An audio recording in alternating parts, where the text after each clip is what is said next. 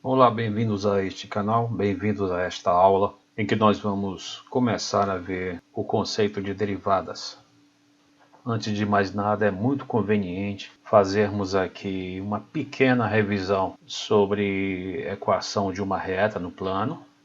E em conexão com isso, eu recomendo fortemente um outro vídeo aqui deste canal chamado Noções Introdutórias de Geometria Analítica.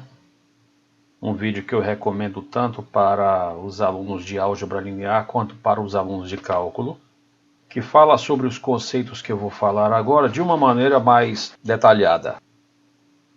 Nós aqui no momento vamos fazer isto de forma bem rápida, para então irmos direto ao conceito de derivada. Nós vamos começando especificamente a tratar com a geometria relacionada às equações cartesianas desse tipo aqui: y igual a um número multiplicando x mais um outro número sozinho. M e n aqui são constantes. A pergunta básica aqui será a seguinte: que tipo de figura é representada por algo assim no plano cartesiano? A geometria analítica nos diz que, em geral, as equações cartesianas em x e y têm uma representação geométrica no plano cartesiano. A maneira clássica de tentar verificar isso é fazendo a construção que muitos de nós fazíamos no ensino fundamental. Uma espécie de tabela onde fornecíamos valores para x, os mais simples possíveis, e iríamos encontrando os valores para y, os valores respectivos para y. Por exemplo, se y igual a 3x menos 1, o que evidentemente é um caso particular disto, então o que é que nós poderíamos fazer?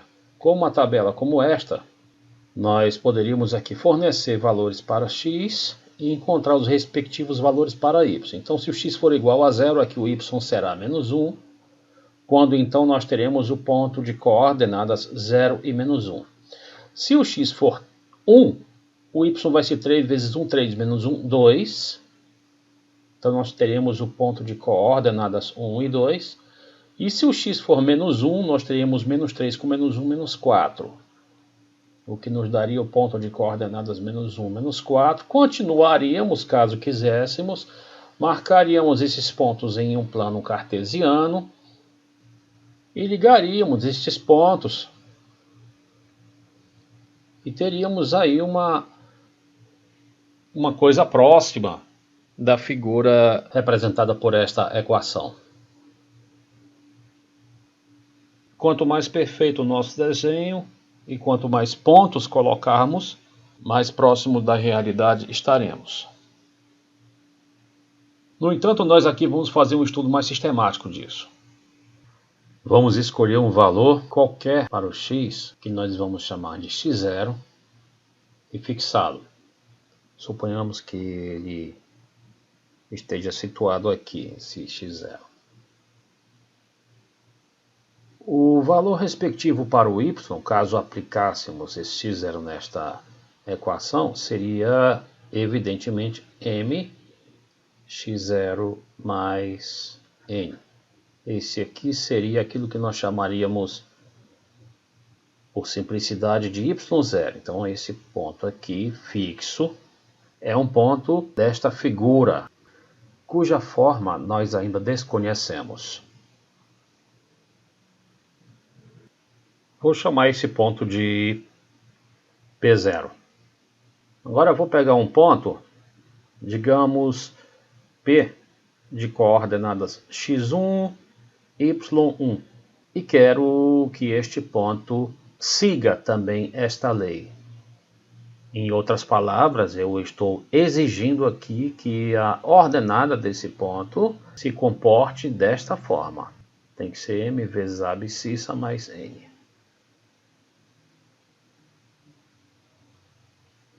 Eu vou chamar de alfa o ângulo que este segmento P0P faz com a horizontal. Esse alfa está sendo medido a partir da horizontal em sentido anti-horário.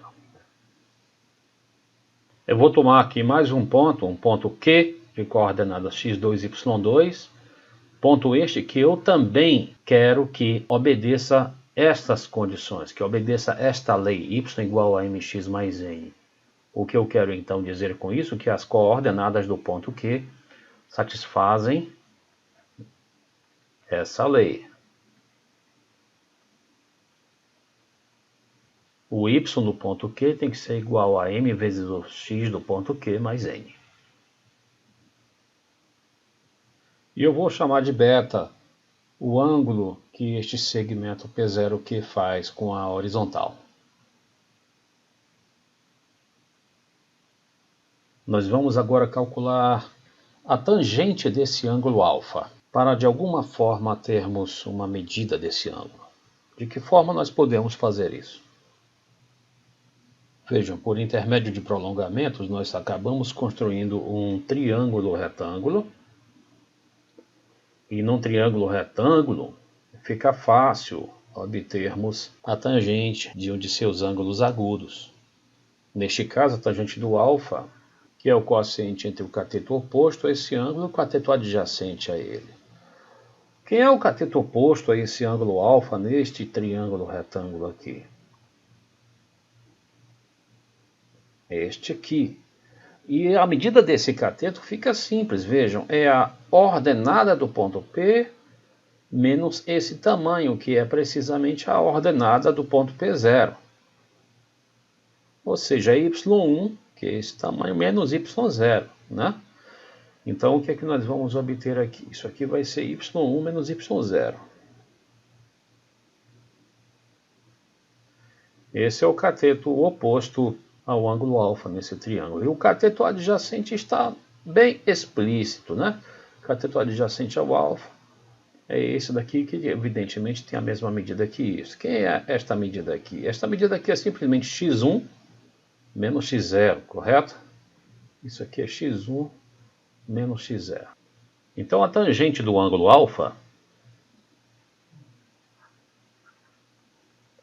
vai ser y1 menos y0 sobre x1 menos x0. Vejam então o que nós temos aqui. O y1 é mx1 mais n.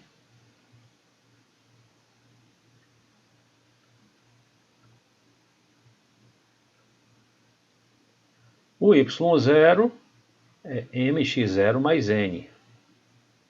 Evidentemente, temos de tomar cuidado aqui com os sinais e por isso eu estou colocando esse parênteses aqui.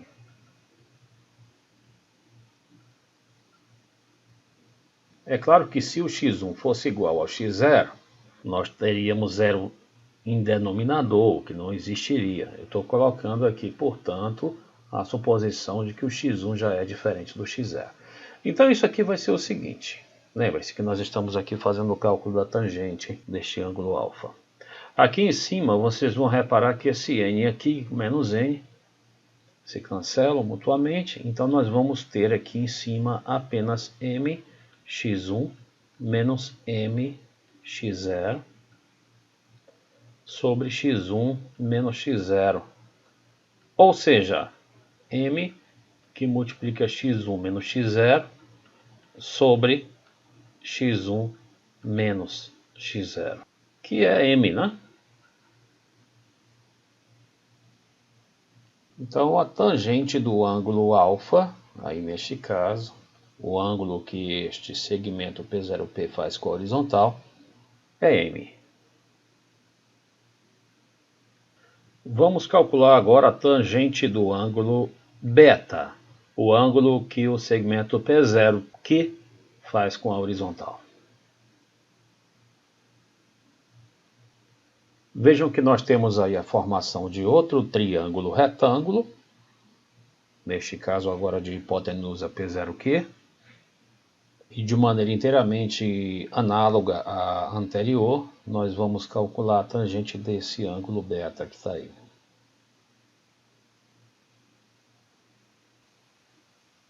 Vamos calcular a medida do cateto oposto ao ângulo beta, nesse triângulo. Observem, essa medida aqui é precisamente esta, que é y2 menos y0. E o cateto adjacente ao ângulo beta? Este cateto aqui.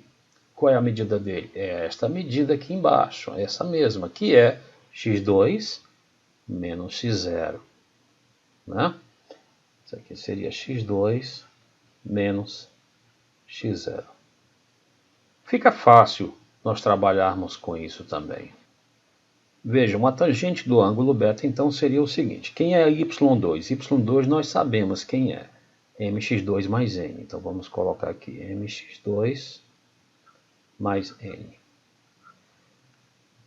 y0 é mx0 mais n.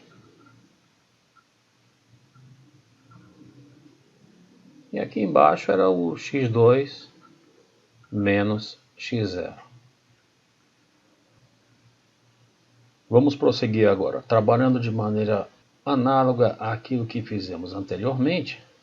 Nós vamos ver que aqui o numerador vai ficar m, que multiplica x2 menos x0, o que novamente nos trará m.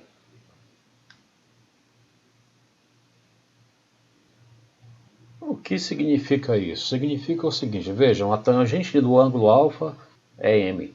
E a tangente do ângulo beta também. Esses dois ângulos terão tangentes iguais.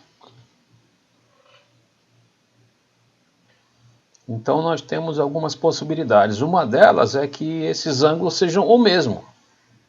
Se esses ângulos alfa e beta são o mesmo ângulo, isto significa que esse segmento branco e este segmento rosa, na verdade, eles têm a mesma direção. Eles são segmentos paralelos. Estão sobre uma mesma reta, na verdade. Outra forma de falar isso é que os pontos P0, P e Q são pontos colineares. A outra possibilidade de dois ângulos terem a mesma tangente é quando a diferença entre esses ângulos for de 180 graus. E a partir daí se prova novamente que esses segmentos são de novo paralelos. Em suma, o que foi que nós obtivemos? Nós obtivemos, através dessa igualdade entre as tangentes, que estes pontos P0, P e Q são sempre colineares. E não acontecerá, portanto, uma configuração inteiramente arbitrária como essa daqui, 3 pontos não colineares. Eles serão sempre colineares. 3 pontos quaisquer que obedeçam esta lei são sempre pontos colineares. O que significa, portanto, que os pontos que obedecem a esta lei estarão sempre sobre uma mesma reta. Que reta?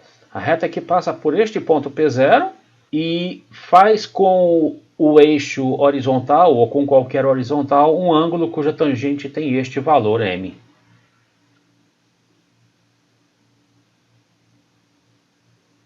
Então esta situação que temos aí, esta equação aqui representa pontos que estão sobre uma reta que passa pelo ponto de coordenadas x0 e y0, desde que evidentemente x0 e y0 obedeçam esta relação, ou seja, desde que o y0 seja mx0 mais n. Reta essa que faz, como nós descobrimos, um ângulo com a horizontal cuja tangente é m. Em outras palavras, os pontos que obedecem a essa relação estão numa mesma reta que faz com a horizontal um ângulo cuja tangente é m. Esse m aqui é, portanto, a tangente do ângulo que a reta faz com o eixo horizontal ou com qualquer horizontal. Quanto maior a inclinação da reta, maior será a sua tangente. É por isso, em parte, que nós chamamos esse m também de inclinação da reta. Uma vez que ele é o coeficiente do x nessa equação, ele também é chamado de coeficiente angular. Então essa tangente do ângulo que a reta faz com a horizontal é chamada também de inclinação da reta ou de coeficiente angular da reta. Esta equação aqui é chamada de equação reduzida dessa reta.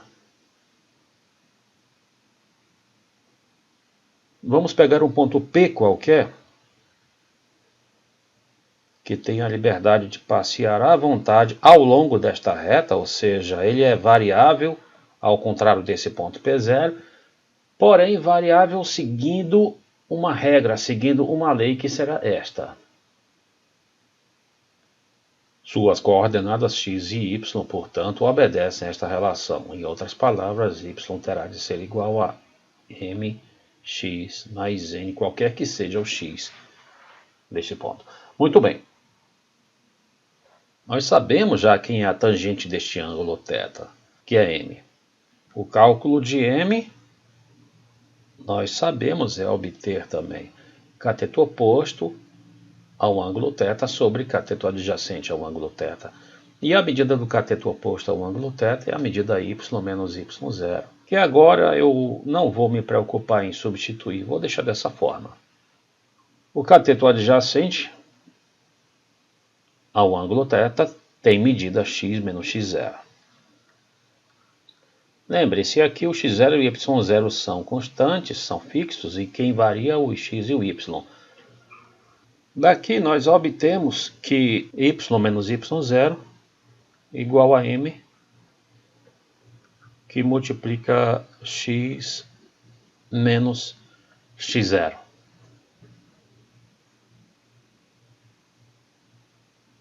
Essa relação muito procurada é usada para obtermos a equação de uma reta quando nós dispomos tão somente de um ponto pelo qual ela passa e da tangente do ângulo que nós queremos que ela faça com a horizontal. Por exemplo, vamos supor que nós queremos obter a equação da reta que passa pelo ponto P0 de coordenadas, digamos, menos 2, 3, e que faça, digamos, 45 graus com a horizontal. Vejam então o que nós temos aqui. P0 é um ponto fixo pelo qual nós queremos que a reta passe. Esses aqui são os nossos x0 e y0, respectivamente. E nós temos aí também a direção que a reta deve assumir. Nós temos, portanto, um ponto e a direção dela. Com um ponto e uma direção dada, nós conseguimos, com certeza, encontrar a reta. Ela faz 45 graus com a horizontal. Qual é a tangente de 45 graus? É 1, né? Este é o nosso m, portanto. Nosso m, que é a tangente do ângulo que nós queremos que a reta faça com a horizontal, deve ser 1. Nós temos, portanto, o m, temos o x0, temos o y0, e vejam, esta relação aqui, que nós sabíamos ser a relação que governava os pontos pertencentes a essa reta, vai poder ser usada aqui de imediato. Vejam, eu vou reescrever essa relação de posse do que eu tenho. Y menos y0 igual a m, que multiplica x menos o x0. Só que o x0 aqui é negativo, então nós devemos tomar um pequeno cuidado com isso. Então nós teremos y menos 3 igual a x mais 2. Posso ainda continuar mais um pouco, embora não fosse muito obrigado a isso.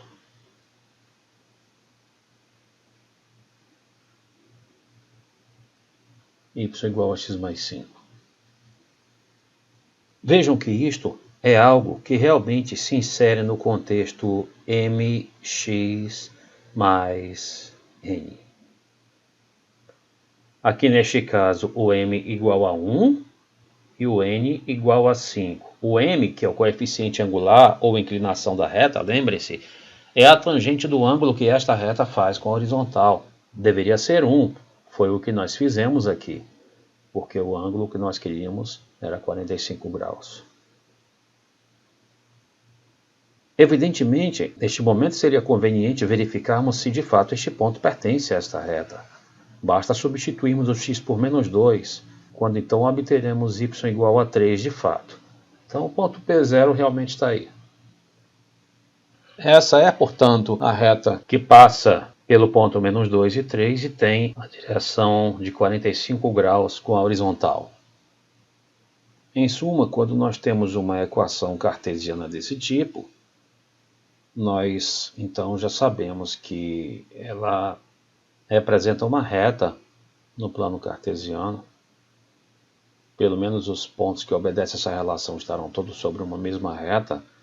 E sabemos também que este coeficiente aqui, que é chamado coeficiente angular, ele tem o significado geométrico de ser a tangente do ângulo que esta reta faz com a horizontal.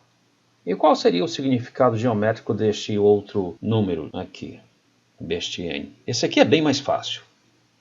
Eu vou explicar usando o exemplo que nós acabamos de fazer. O que acontece quando eu fizer x igual a 0 aqui? Eu obtenho y igual a 5. Este ponto é especial porque é um ponto especial simplesmente porque é um ponto que está sobre o eixo y e é um ponto da reta.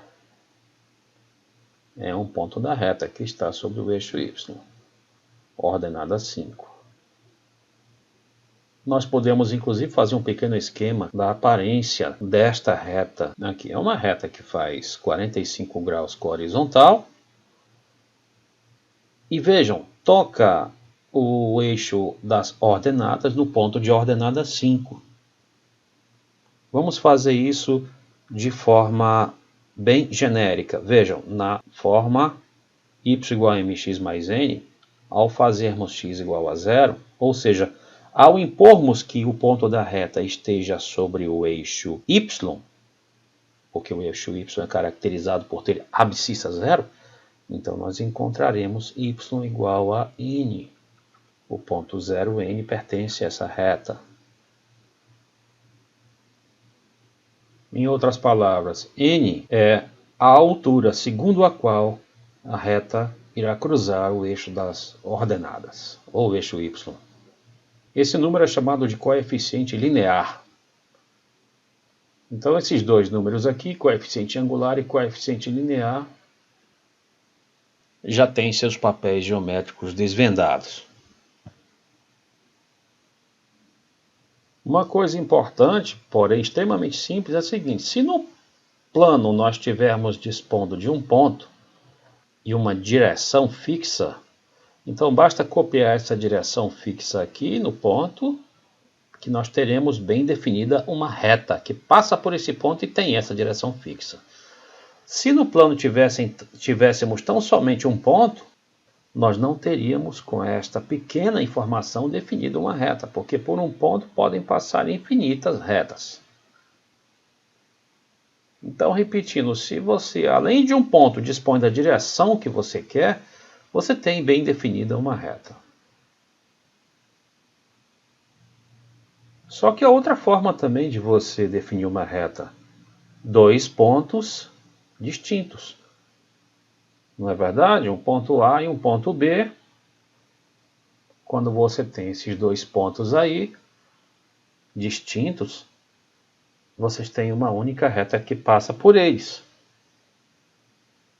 Então, em suma, de que forma nós poderemos ganhar uma reta? Quando nós temos um ponto dessa reta e mais a direção que ela assume, ou seja, um ponto e seu coeficiente angular, porque a direção que uma reta está assumindo, que é a sua inclinação, é o seu coeficiente angular, ou quando dispomos de dois pontos distintos dela.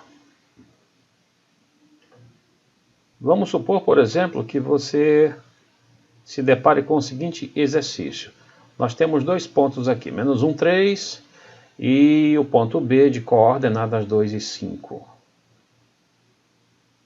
Vamos supor que nós queremos a equação da reta que passa por A e B.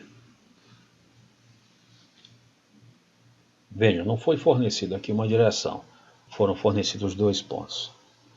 Nós já sabemos que y igual a mx mais n dita uma reta para nós no plano.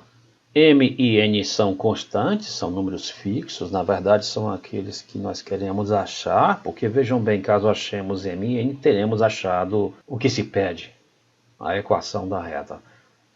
E x e y são variáveis. Vamos inserir os pontos A e B neste contexto aqui. Eles estão sobre uma reta, eu quero a reta que passa por eles. Então, assumindo que ela algebricamente tem um formato como este, vamos encontrar, neste caso específico, quem são m e n. Quando assim, então teremos encontrado a resposta para esse problema.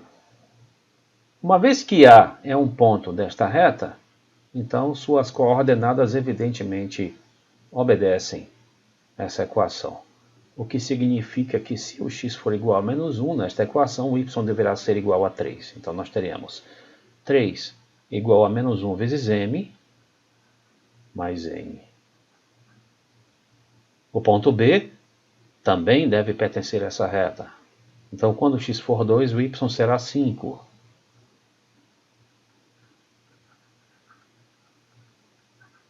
Fica fácil agora nós encontrarmos m e n, resolvendo esse sistema de equações. Por exemplo, eu poderia começar aqui com essa para obter que m igual a n menos 3. Agora eu vou usar isso aqui embaixo, esta informação. Eu vou copiar essa equação de baixo, substituindo o m pelo valor que eu encontrei para ele. Então nós teremos 5 igual a 2n menos 6 mais n.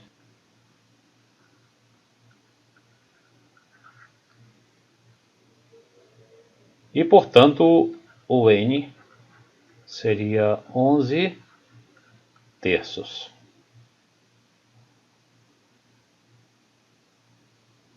Agora daqui, por exemplo, nós podemos encontrar o m, que vai ser n menos 3, ou seja, 11 terços menos 3. Operando aqui, nós teremos 2 terços.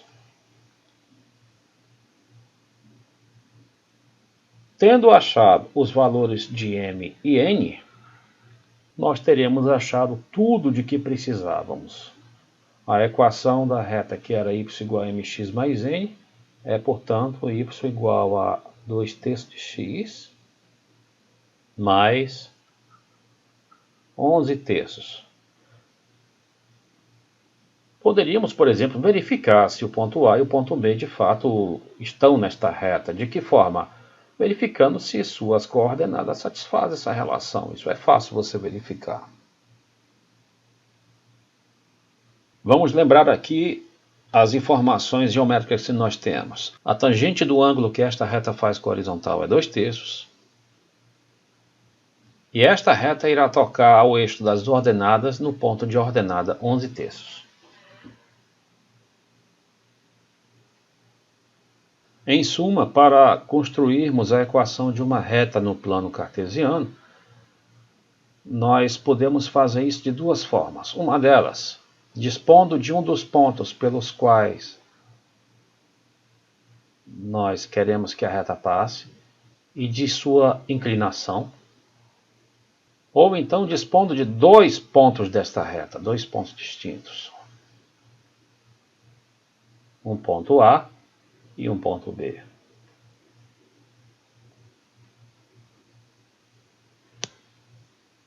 Ou um ponto e o coeficiente angular, ou então dois pontos distintos.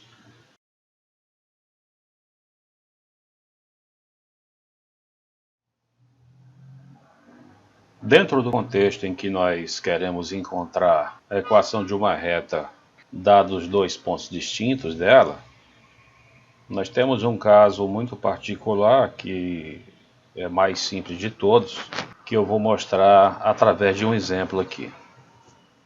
Vamos supor que quiséssemos encontrar a reta determinada pelos pontos A e B com essas coordenadas aqui. Reparem que as abscissas desses dois pontos são iguais. Nós poderíamos marcar esses dois pontos num plano cartesiano. E a reta determinada por eles é evidentemente uma reta vertical, interceptando o eixo das abscissas no ponto de abscissa 2.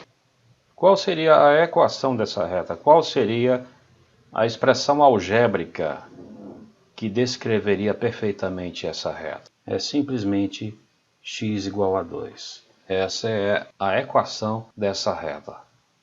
Vejam que não importa sabermos uma relação entre x e y, porque o y aqui, neste caso, varia em todo o conjunto dos números reais e variar à vontade, desde que o x permaneça fixo, igual a 2. A única informação, portanto, de que precisamos é que x igual a 2. O y varia à vontade, mantendo x igual a 2.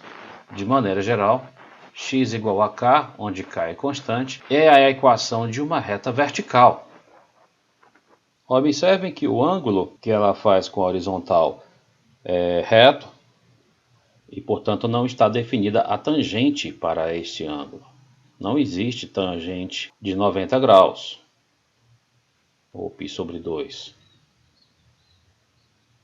Ou seja, não existe um coeficiente angular para esta reta desse tipo.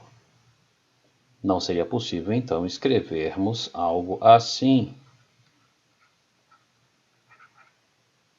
Temos, entretanto, um formato até mais simples.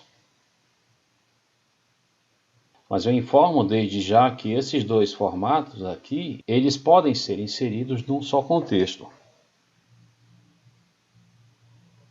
Que seria este contexto aqui. AX mais BY mais C igual a zero. X e Y são variáveis e A, B e C são constantes reais. Bem, o caso inteiramente desinteressante seria o caso em que A e B fossem ambos nulos, porque se isso acontecesse, nós nem teríamos equação. Nós teríamos simplesmente uma igualdade, a informação de que uma determinada constante é nula, algo que não nos serviria para nada. Então nós vamos considerar os casos interessantes aqui em que pelo menos uma das duas constantes A ou B é diferente de zero. Quanto ao C não há problema algum. Muito bem, se o B for diferente de zero, então nós poderemos reescrever isto da seguinte forma. Dividindo todo mundo aqui por B, nós teremos menos A sobre BX, menos C sobre B, algo que está neste formato. Reciprocamente, se você tivesse algo nesse formato, você poderia voltar aqui para cima, por exemplo. Partindo daqui, você poderia, por exemplo, encontrar mx menos y mais n igual a zero. Observe, o A seria o m, o B seria o menos 1 e o C seria o n. Para B igual a zero, nós teremos AX mais C igual a zero. Então, AX igual a menos C, ou em outras palavras, x igual a menos C sobre A, algo que se insere nesta situação, x igual a K, onde K é uma constante, que é a situação descrita aqui, para as retas verticais. Reciprocamente, se você tiver algo assim, é claro que você também está inserido neste contexto. Por quê? Porque, veja, x igual a k é a mesma coisa que 1 vezes x mais 0 vezes y menos k igual a zero. Neste caso, reparem, o a é igual a 1, o b é igual a zero, o c é igual a menos k.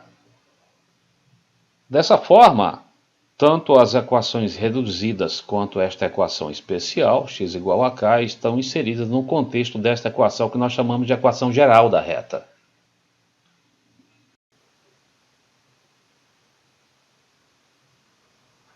Antes do ano 1700, o cientista Isaac Newton, estudando um problema, se eu não me engano, que envolvia potencial gravitacional, ele se deparou com uma dificuldade que era um obstáculo insolúvel na época dele. Ele precisava, em determinado momento, encontrar a equação da reta tangente ao gráfico de uma função num ponto dado desse gráfico. Uma reta tangente a uma curva não pode ser simplesmente definida como uma reta que toca a curva em apenas um ponto. Por exemplo, essa reta branca aqui toca essa curva azul em apenas um ponto. No entanto, nós temos a ideia de que ela de fato não é uma reta tangente a essa curva. A ideia de tangência é intuitivamente aquela ideia que nós temos de seguir a mesma direção. A reta tangente a essa curva azul, ela deveria seguir a mesma direção nas imediações desse ponto. Então, por exemplo, uma reta tangente a essa curva aqui neste ponto teria uma aparência mais ou menos assim. O grande problema aqui era que o Newton ele tinha à sua disposição as coordenadas do ponto pelo qual ele queria que a tangente passasse. Só que ele não tinha a direção dela. Ele tinha tão somente a informação de que essa reta era tangente ao gráfico dessa função e passava por esse ponto. Em suma, ele tinha um ponto pelo qual ele queria que a reta passasse, mas não tinha o coeficiente angular dessa reta. Como achar a equação dessa reta que tangencia esta curva nesse ponto? Dispondo tão somente do ponto pelo qual nós queremos que a reta passe. Esse problema, eu repito, na época dele, ainda era insolúvel. Eu vou tentar ilustrar aqui a ideia de gênio que o Isaac Newton teve para resolver esse problema. E por tabela revolucionar toda a física e, na verdade, a ciência.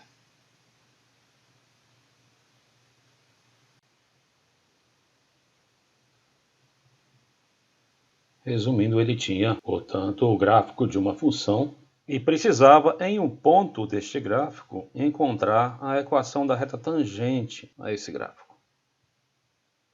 O que foi que ele fez? Ele considerou, primeiro, uma reta secante a essa curva. Não era a reta que ele pretendia. Ele considerou um outro ponto dessa curva e observou que a reta determinada por esses dois pontos, isto é, o ponto alvo dele e o outro ponto que ele tomou sobre a curva, é determinada simplesmente mediante um acréscimo na abscissa x. De que forma isso acontece? Vejam, este acréscimo dado aqui, com relação a esta abscissa, proporcionou um outro ponto. De que forma isso acontece? Esse ponto aqui, P0, de coordenadas x0 e y0, que é o ponto pelo qual nós queremos que a nossa tangente passe, tem a abscissa x0.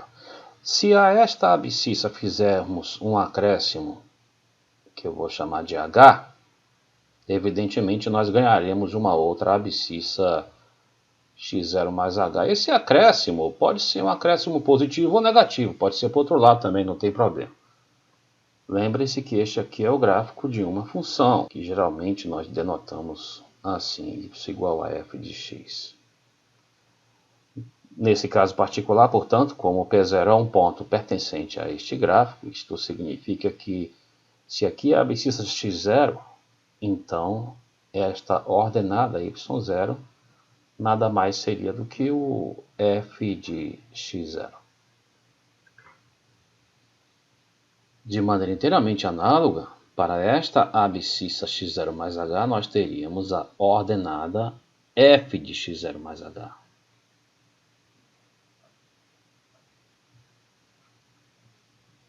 E Newton começou procurando pelo coeficiente angular desta reta secante aqui, que eu repito não era precisamente o alvo dele. A equação desta reta secante é bem simples de achar, porque nós temos um ponto pelo qual ela passa e teremos aqui facilmente o coeficiente angular dela. Veja, o coeficiente angular dela é o quociente entre o cateto oposto ao alfa, neste triângulo retângulo e o cateto adjacente ao alfa. O cateto oposto ao alfa, repare, que esse tamanho aqui é precisamente este tamanho, que nada mais é do que f de x0 mais h menos f de x0, certo? O segmento maior menos o segmento menor. O coeficiente angular desta reta, portanto, que é a tangente desse ângulo alfa aí, vai ser o quociente entre esta medida, que é f de x0 mais h menos f de x0,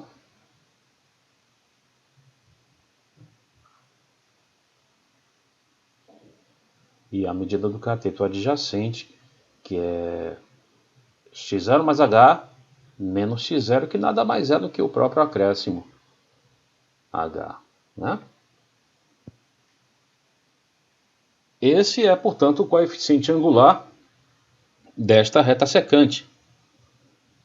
Tendo o coeficiente angular e um ponto pelo qual nós queremos que ela passe, nós sabemos que nós, simplesmente usando esta relação, encontraremos a equação dessa reta secante, que, eu repito, não é ainda o nosso alvo, mas é um grande começo. Porque ele percebeu que tudo depende desse acréscimo h. Quando esse acréscimo h aumenta, por exemplo, este ponto, como consequência, irá se afastar do ponto P0 ao longo desta curva. Se o acréscimo h diminui, este ponto, ao contrário, irá se aproximar deste outro ponto ao longo desta curva. E esta reta secante ficará girando em torno deste ponto fixo à medida que este ponto aqui passeia ao longo desta curva. Então, quando o h se aproxima cada vez mais do zero, este ponto se aproximará cada vez mais do outro, e esta reta secante tenderá cada vez mais, caso esse limite exista, a reta tangente, a posição que nós gostaríamos que ela assumisse. Neste momento, caso, eu repito, esse limite exista, nós teremos encontrado o coeficiente angular da reta tangente a essa curva, que era o que gostaríamos.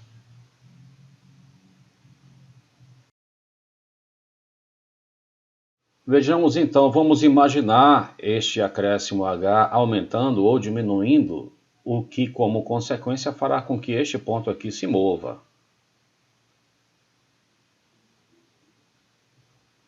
E ele se moverá ao longo desta curva, definindo uma reta secante que, à medida que o h diminui, tenderá, esperamos, a reta que nós queremos, a reta tangente. Ok? Aumentando o acréscimo, essa reta secante estará definida por dois pontos, digamos, cada vez mais distantes, eventualmente. E esse acréscimo, como eu já havia dito, pode ser feito para frente ou para trás, ou seja, esse h pode muito bem ser positivo ou negativo, sem problema. Então, à medida que estamos nos aproximando do x0, ou seja, que o h tende a zero, a posição desta reta que gira em torno deste ponto amarelo tende, caso exista esse limite, a posição da reta alvo, da reta tangente, nesse ponto amarelo. E que limite é esse? É o limite quando h tende a zero, né? O coeficiente angular da nossa reta tangente seria, portanto, o limite deste coeficiente angular quando h tendesse a zero, porque quando h vai tendendo a zero por um lado ou pelo outro, esta reta secante, definida por esses dois pontos, tenderá à reta que nós queremos, a reta tangente. Então, o coeficiente angular que nós queremos é o limite, quando h tende a zero, de f de x0 mais h, menos f de x0, sobre h. Se esse limite existir, e às vezes ele não existe, Para começar, nós podemos observar que trata-se de uma, pelo menos aparente, indeterminação. Este limite será o coeficiente angular procurado da reta tangente a essa curva. Tendo isso aqui, este coeficiente angular procurado, e mais o ponto pelo qual nós queremos que passe a reta, nós já sabemos que nós encontraremos a equação dela. Por economia de notação, costuma-se apelidar esse limite de f' em x0. E isto é precisamente aquilo que chamamos de derivada da função f no ponto de abscissa x igual a x0. A f' de x0, definida por este limite aqui, é aquilo que chamamos de derivada da função f no ponto de abscissa x0.